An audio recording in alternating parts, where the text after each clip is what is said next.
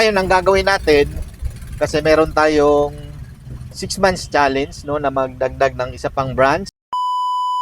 Yo, what's up? Good morning. Kumusta kayo dyan? Sabado ngayon at pag Sabado, Saturday na naman yan. Yeah. Time check natin ay 11:05 na ng morning.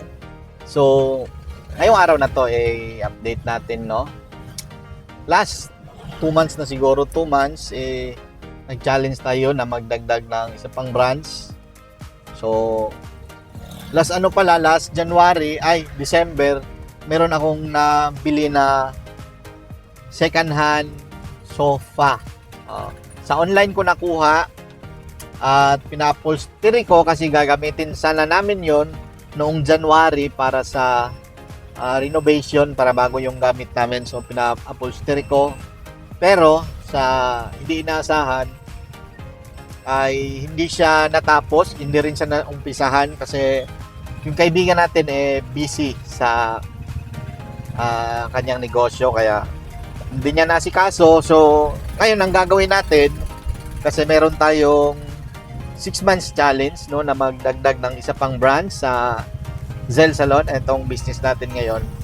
So ang gagawin natin, kukunin natin yung sofa na pinayos natin at ililipat ko ng pagawaan kasi para magamit na rin natin.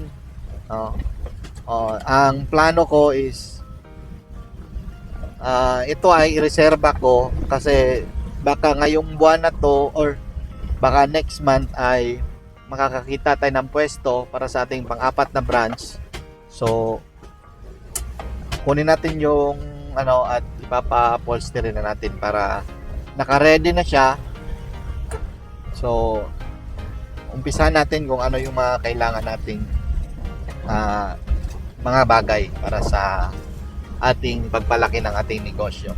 So samahan nyo ako, pupunta tayo doon sa kukuhanan natin ng sofa. Tara, let's go.